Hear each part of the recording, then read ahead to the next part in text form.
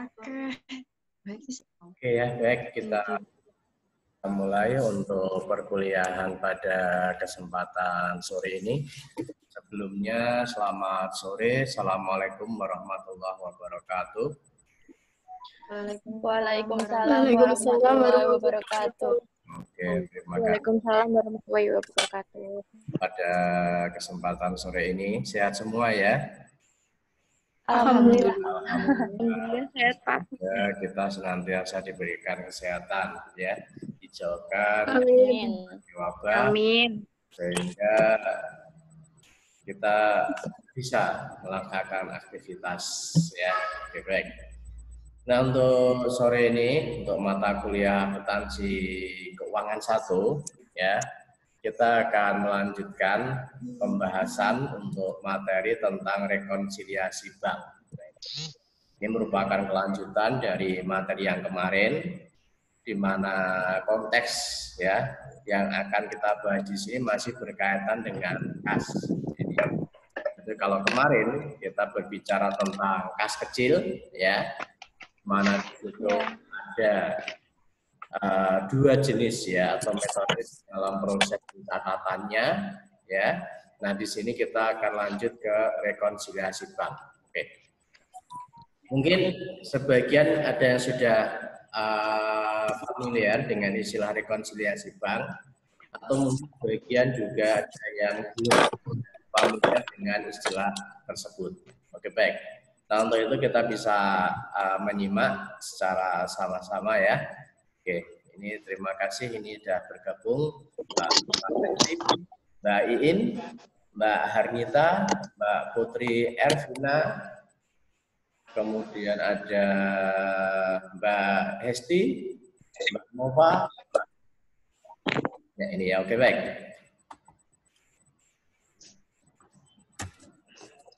Nah, sebelum kita masuk lebih jauh tentang rekonsiliasi bank, di sini ini melanjutkan untuk materi yang kemarin berkaitan dengan kas dan setara dengan bank. Jadi di sini kalau kas dan setara dengan kas ini adalah pertama ada giro bank. Nah, ini. Jadi giro bank ini adalah merupakan jenis simpanan yang ada di bank yang memang di sini setiap saat itu dapat diambil dan mudah untuk dipakai sebagai alat pembayaran dengan menggunakan cek. Kalau untuk istilah cek saya kira Anda sudah familiar ya. Jadi memang cek ini sebagai alat pembayaran yang biasanya digunakan. Nah, perusahaan itu bisa melakukan transaksi melalui cek kalau perusahaan itu memiliki rekening giro, ya rekening giro di perbankan. Ini nah, kalau perusahaan punya rekening giro maka perusahaan bisa melakukan transaksi pembiayaan atau pembayaran dengan menggunakan cek. Oke. Kemudian untuk yang kedua di sini ada cek. Nah ini cek ini selembar kertas memang, ini memang nilainya memang setara dengan kas. Di mana cek ini secara definisi ini adalah perintah tertulis yang ditandatangani oleh pemegang rekening giro yang ditunjuk untuk meminta kepada bank agar membayar sejumlah uang kepada yang tertera dalam cek. Nah ini. Jadi kalau misalkan saja agar supaya dengan pertimbangan agar pembiayaan atau pembayaran ini lebih efektif, lebih aman, lebih nyaman, maka perusahaan bisa ya menerbitkan cek, kemudian cek ini nantinya itu akan diberikan kepada penerima cek.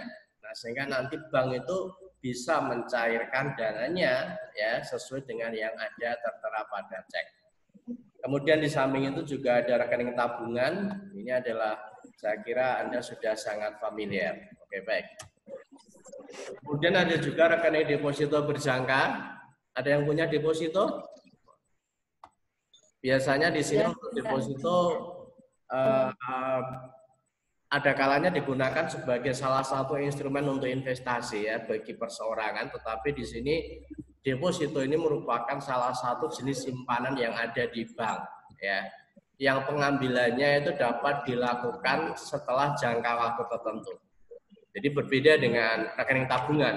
Kalau rekening tabungan kan setiap saat simpanan yang ada di bank dan setiap saat bisa Anda ambil Apalagi kalau sekarang dengan adanya ATM, maka pengambilan tunai uang yang ada di bank itu bisa kita lakukan setiap saat dan dimanapun. Nah, dan ini berbeda dengan rekening deposito. Kalau deposito itu ada jangka waktu tertentu, sehingga di sini uang itu mengendap di bank, tidak bisa diambil oleh nasabah sampai dengan batas waktu tertentu. Jadi katakanlah misalkan deposito berjangka 3 bulan, maka selama 3 bulan ini uang mengendap di bank itu tidak bisa diambil. Nah, kalau 3 bulan sudah lewat, nah baru di sini bisa diambil. Oke. Kemudian ada juga rekening koran, ini merupakan salinan dari penyelenggaraan pencatatan yang dilakukan oleh bank yang berhubungan dengan rekening pemegang giro. Jadi ada rekening giro, ada cek, dan ada rekening koran bank. Nah ini, kalau rekening koran ini adalah salinan dari penyelenggaraan catatan yang dilaksanakan bank. Jadi atas aktivitas rekening giro, di mana ketika perusahaan melakukan transaksi, nah itu nanti di sini perusahaan itu mendapatkan salinan daripada catatan yang dilakukan oleh perusahaan. Ini yang dimaksud dengan rekening koran. Oke. Baik. Jadi nanti kita bisa ada rekening giro, rekening koran, dan yang berkaitan dengan rekonsiliasi. Oke, nah. Baik, nah ini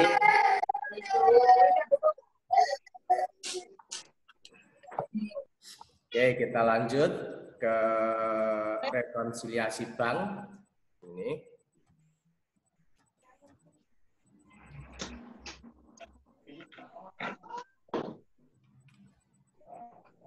Tapi mungkin sebelumnya ada yang ditanyakan berkaitan dengan ini rekon apa tadi untuk beberapa definisi daripada yang setara dengan ini, Bang? Belum ya? Belum ada, Pak. Oke, baik, kita lanjutkan. Sekarang kita masuk ke rekonsiliasi bank. Nah, ini. Jadi sebab pembuatan daripada rekonsiliasi ini, jadi mengapa sih rekonsiliasi itu perlu disusun? Mengapa rekonsiliasi itu perlu dibuat oleh bank? Nah ini. Jadi hal yang sering terjadi itu adalah bahwasanya saldo menurut catatan rekening koran yang ada di bank, yang diterbitkan oleh bank, yang diterima oleh perusahaan itu tidak cocok dengan saldo menurut buku yang diselenggarakan oleh perusahaan pemilik rekening koran. Nah, ini. Jadi memang tujuan daripada rekonsiliasi bank itu adalah untuk melakukan koreksi atas perbedaan catatan penyelenggaraan yang dilakukan oleh bank dengan catatan yang dimiliki oleh perusahaan. Ini. Jadi sebagai ilustrasi ini, misalkan saja saya punya perusahaan X. Nah, saya memiliki rekening koran. Ya, saya memiliki rekening giro, maaf. Saya punya rekening giro. Nah, karena saya punya rekening giro di salah satu bank, misalkan Bank Mandiri misalkan, maka setiap bulan Bank Mandiri itu membuat catatan ya, yang berkaitan dengan transaksi-transaksi yang terjadi atas rekening giro yang saya miliki. Nah, catatan yang diterbitkan oleh bank itu nanti setiap bulan diberikan kepada saya. Nah, ini. Dan saya juga memiliki catatan. Nah, ini.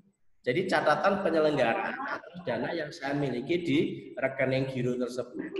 Nah, dari catatan yang diterima, yang saya terima dari bank, dan catatan yang saya buat, itu sudah terjadi perbedaan. Baik itu perbedaan dalam nominal, jumlah saldo, atau mungkin perbedaan yang lain.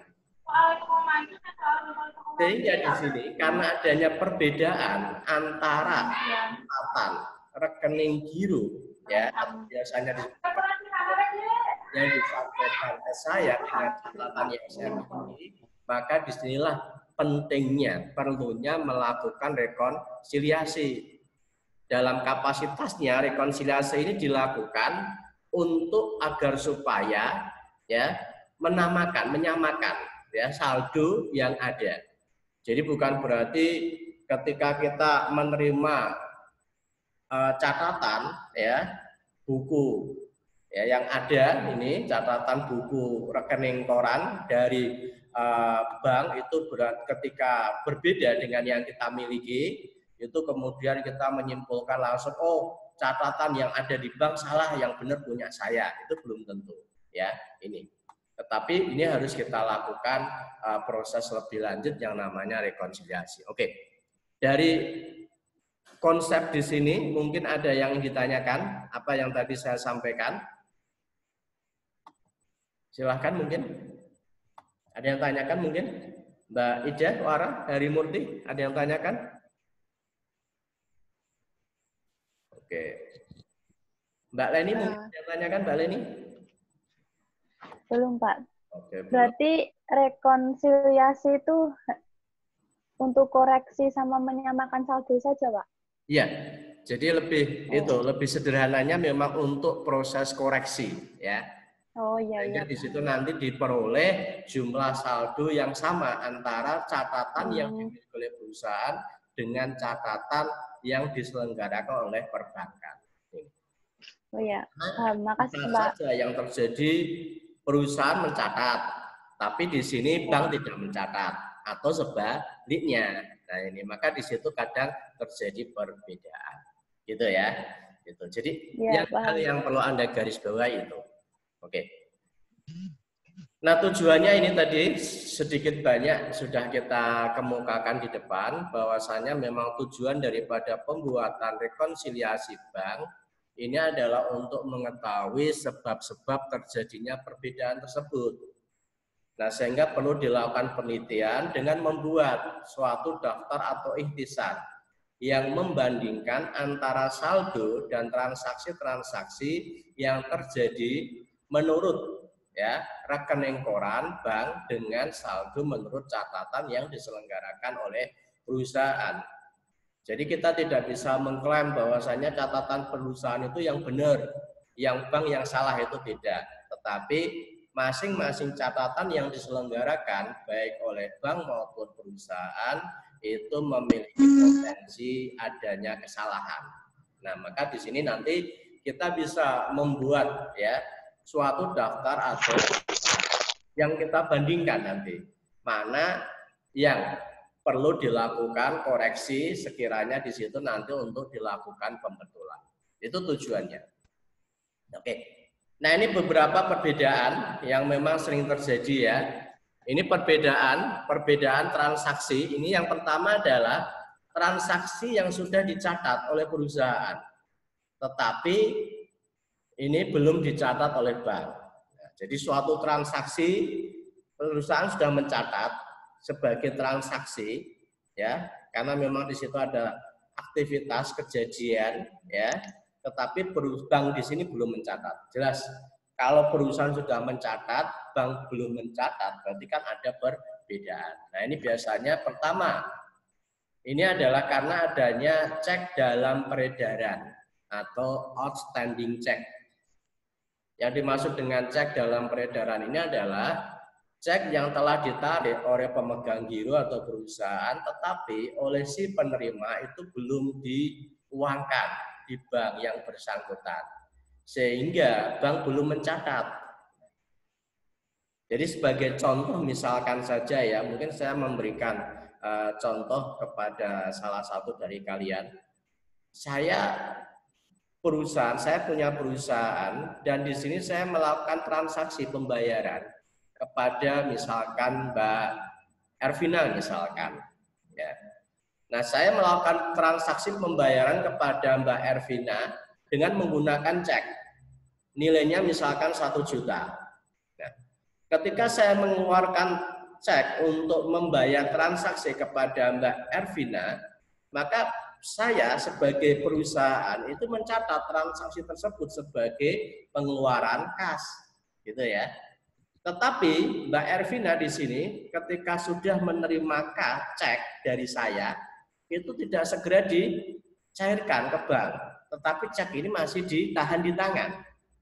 Sehingga dari situ perusahaan perbankan tidak tahu bahwasanya saya sudah mencatat transaksi pengeluaran kas dari rekening giro yang ada di bank. Nah, dari sini jelas adanya perbedaan di mana perusahaan sudah mencatat sedangkan bank di sini belum mencatat. Itu yang dimaksud dengan outstanding check atau cek masih dalam peredaran. Oke ya.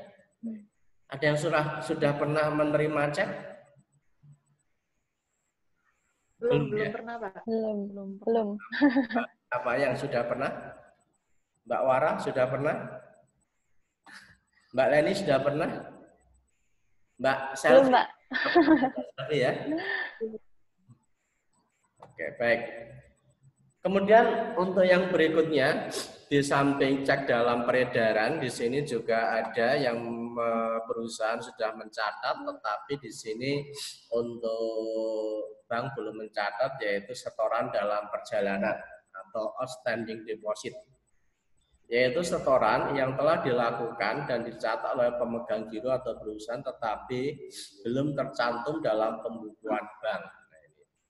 Ini biasanya terjadi pada akhir bulan. Dalam artian perusahaan itu mengisi kembali dana rekening giro yang ada itu tetapi dilakukan pada akhir bulan. Misalkan sekarang tanggal 30 ya. Saya setor ya uang ke bank untuk mengisi rekening giro saya. Nah, ini bisa jadi ya proses pencatatan itu tidak dilakukan. Karena apa? Karena besar kemungkinan perusahaan bank itu sudah melakukan tutup buku, gitu ya. Nah, ini biasanya perusahaan sudah mencatat, tetapi bank belum mencatat. Atau mungkin proses setoran yang dilakukan pada akhir pekan, ini juga bisa saja terjadi. Misalkan setoran dilakukan pada sore. Nah, ini sehingga belum dilakukan proses pencatatan. Nah, ini adalah yang kedua berkaitan dengan perbedaan bank sudah belum mencatat tapi perusahaan sudah mencatat. Nah, ini. Kemudian untuk yang ketiga adalah kesalahan pencatatan yang dilakukan oleh bank. Nah, ini jadi mungkin kesalahan yang berkaitan dengan nominal.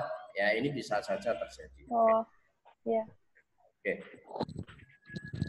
Baik, itu untuk transaksi yang memang di sini perusahaan sudah mencatat tapi bank belum mencatat. Nah, untuk selanjutnya di sini adalah perbedaan yang disebabkan oleh kebalikan. Bank sudah mencatat tetapi perusahaan belum mencatat. Nah, ini. Apa saja ini? Ini adalah yang pertama adalah cek di tempat atau counter check. Yaitu pengambilan uang di bank tidak menggunakan buku cek, melainkan dengan menggunakan formulir khusus di bank. Nah, ini. Jadi ini adalah merupakan bentuk ya yang sering terjadi. Jadi pengambilan uang di bank tidak menggunakan buku cek.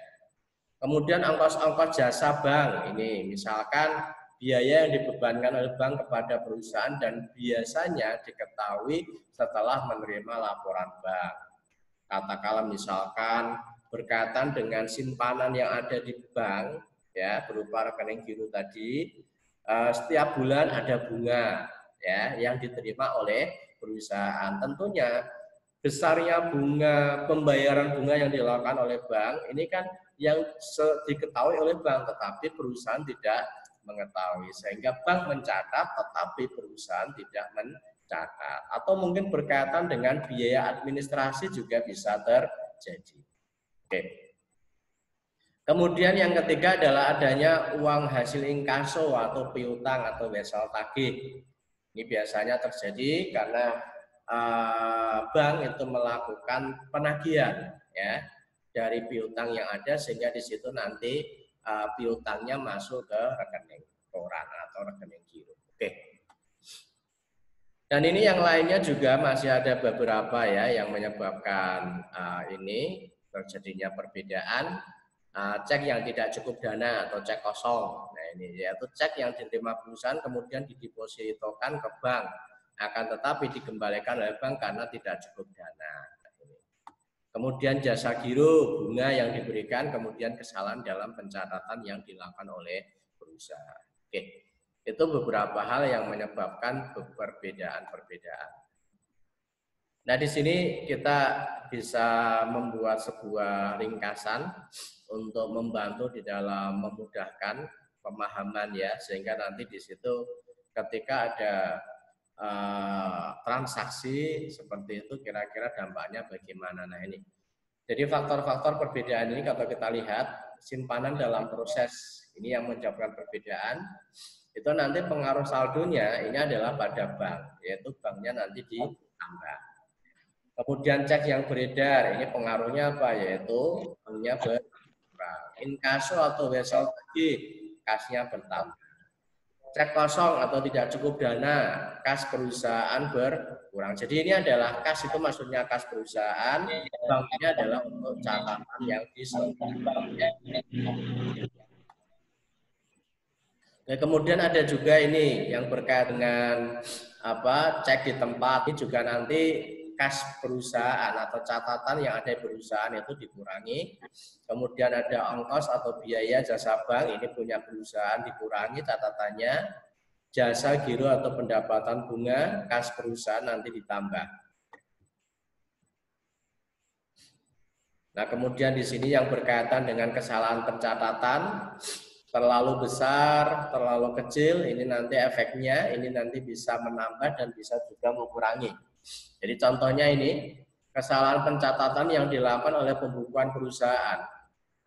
Nah, apabila di sini penerimaan ya dicatat terlalu besar ya, maka di situ nanti untuk kas daripada perusahaan akan berkurang. Kemudian untuk pengeluaran dicatat terlalu kecil ini juga sama. Penerimaan dicatat terlalu kecil sama ditambah kas perusahaan. Kemudian untuk pengeluaran dicatat terlalu besar ini berarti juga menambah.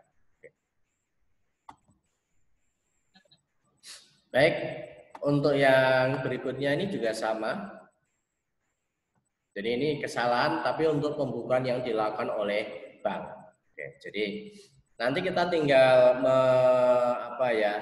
memahami betul kira-kira dari perbedaan yang ada itu kita menyimpulkan seperti apa. Jadi memang perlu proses analisa sehingga nanti di situ kita bisa melakukan langkah apakah kita perlu menambah rekening yang ada, pencatatan yang ada di perusahaan atau kita justru sebaliknya yaitu mengurangi daripada catatan yang ada di perusahaan. Oke, baik, sampai sini ada yang tanyakan mungkin silahkan. Untuk menambah mengurangi mungkin di sini ada yang sekiranya perlu ditanyakan. Selamat bergabung Mbak Nada. Iya Pak. Oke, silahkan kalau mungkin ada yang tanyakan. Itu Pak, tolong dikasih contoh aja Pak. Oke, kasih contoh ya. Oke, baik. Terima kasih Pak. Memang belum sampai pada fase contoh ya. Tetapi di sini nanti akan sampai juga ya. Oke, baik. Nah, sebelum kita masuk ke contoh, ini mungkin hal yang juga perlu saya sampaikan adalah berkaitan dengan bentuk di dalam penyusunan atau penyajian rekonsiliasi bank. Ya. Jadi di dalam penyajian rekonsiliasi bank ini memang ada dua bentuk. Yang pertama adalah bentuk sekontro atau horizontal. Ya. Dalam bentuk ini saldo perkiraan kas dan saldo laporan bank itu diperbaiki dengan cara meletakkan sebelah menyebelah. Jadi nanti di sisi kiri sama sisi kanan itu kalau untuk bentuk horizontal, ya. Sedangkan kalau bentuk vertikal berarti atas bawah, gitu, ya. Jadi catatan yang ada di perusahaan di atas, catatan yang ada dimiliki oleh bank di bawah. Sehingga nanti proses penyajiannya memang dalam satu kertas ini. Sehingga nanti proses kontrolnya bisa mudah dilakukan. Pak berapa? Oke, guru. Ya. Kita rangkai. Gimana? Ada yang tanyakan? Pak, punya saya kok keluar masuk terus, Pak. Punya kamu keluar masuk. Wah, berarti nggak betah Iya. ya? Punya siapa ini? Keluar masuk corona. Punya siapa? Yang keluar masuk? Pramesti, Pak.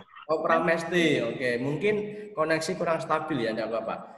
Nah, ini biasanya agar supaya ini mungkin mix-nya bisa enggak apa-apa. Ya. Biasanya kalau mix-nya dimatikan itu nanti lebih ringan, gitu, lebih stabil, enggak apa-apa ya. Ini. Kemudian nanti biar tampilan layarnya kelihatan besar, bisa dibuat horizontal. Apa ini? Yes, dibuat horizontal untuk HP-nya, gitu ya. Ini banyak ini ya. Selamat datang tadi saya melihat siapa tadi? Mbak Budi tadi mana ini? Saya lihat tadi. Oh, Mbak Sri Budi. Tapi belum kelihatan ya ini ya. Belum tampak ini. Oke, baik. Nah, ini adalah untuk ayat jurnal penyesuaian setelah rekonsiliasi. Jadi kalau ini, jadi nanti setelah proses rekonsiliasi bank itu kita lakukan, maka tentunya di situ kan ada perubahan atas saldo ya untuk rekening giro atau saldo kas yang ada di bank. Nah, perubahan di sini tentunya harus dilakukan penyesuaian. Sehingga apa? Saldo daripada rekening giro itu menunjukkan saldo yang sebenarnya. Nah, dalam proses penyusunan jurnal penyesuaian ini nanti prinsipnya debit ya ini kas sebesar jumlah yang menambah saldo kas. Ini kalau misalkan isinya bertambah gitu ya. Kredit ini adalah perkiraan yang sumbernya bertambahnya pada kas. Jadi penambahan kas itu disebabkan oleh apa? Itu nanti dimasukkan pada sisi kredit. Ini kalau untuk kas bertambah. Sedangkan kalau kas berkurang, kas perusahaan berkurang, ini nanti perkiraan-perkiraan yang menyebabkan berkurang itu kita catat di sisi debit. Sedangkan kreditnya itu adalah nominal kas yang berkurang. Nah, ini. Jadi kan ada dua kemungkinan dari hasil rekonsiliasi.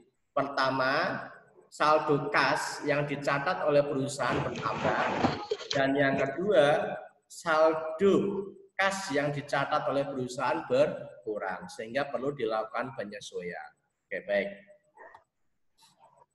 Nah, ini sebagai contoh ya. Ini pada tanggal 31 Agustus 2004 saldo rekening giro PT Rian Arta ya ini. Jadi di sini saldo catatan perusahaan nilainya adalah 12.300.000. Sedangkan kalau saldo menurut rekening koran bank, catatan yang ada di bank itu 12.350.000. Kalau kita melihat selisihnya tidak seberapa ya, hanya 50.000. Nah ini. Tetapi ini mana yang benar? Belum tentu ini ya, yang catatan perusahaan benar, catatan bank salah atau mungkin sebaliknya. Nah, maka dari itu ini dilakukan koreksi, ya analisa, dan di sini ternyata ada beberapa hal yang menyebabkan perbedaan. Pertama, setoran sebesar 500 ke bank tanggal 31 belum dicatat oleh bank. Nah, ini. Jadi perusahaan sudah setor, tetapi bank belum mencatat. Jadi perusahaan kalau setor kan berarti perusahaan sudah mencatat. Nah, tetapi bank belum mencatat. Kemudian ada cek-cek yang masih beredar. Ini berarti perusahaan sudah mencatat, tetapi bank belum mencatat. Kemudian nota debit bank untuk biaya administrasi bank. Nah ini, biaya administrasi bank ini belum dicatat oleh buku perusahaan, tetapi bank sudah mencatat. Nota kredit bank untuk membeli bunga ini juga. Bank sudah mencatat bunganya, tetapi perusahaan belum mencatat. Setoran ke bank dengan cek yang diterima. Nah ini, jadi perusahaan setor bank, tetapi di sini ternyata ceknya kosong, ditolak. Otomatis perusahaan sudah mencatat, ya kan? Tetapi banknya menolak, sehingga di situ nanti tentunya koreksinya adalah mengurangi daripada kas, ya catatan yang ada di perusahaan. Nah, oke. Nah ini sebagai gambaran kalau kita melihat ya. Kita bisa lihat di sini. Jadi saldo ini disajikannya ya. Ini secara vertikal ya. Secara vertikal ini adalah saldo kas sebelum rekonsiliasi, ini catatan perusahaan yaitu 12.300.000. Penambahannya bunga giro ini. Jadi bunga giro ini menambah ya, bunga giro.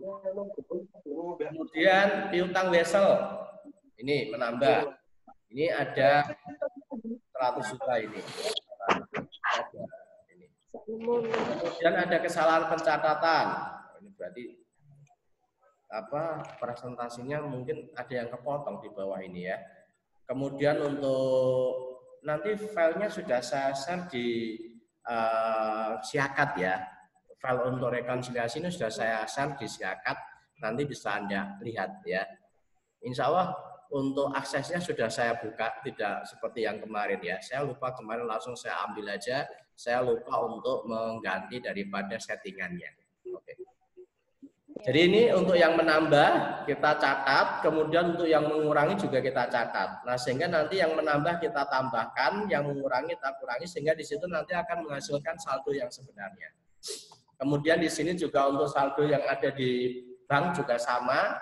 Ini saldo sebelum rekonsiliasi adalah 12.250.000. Nah, ini adalah setoran, ini yang menambah berapa, yang mengurangi berapa. Nah, sehingga di sini ternyata saldo bank setelah rekonsiliasi itu adalah 12.500.000.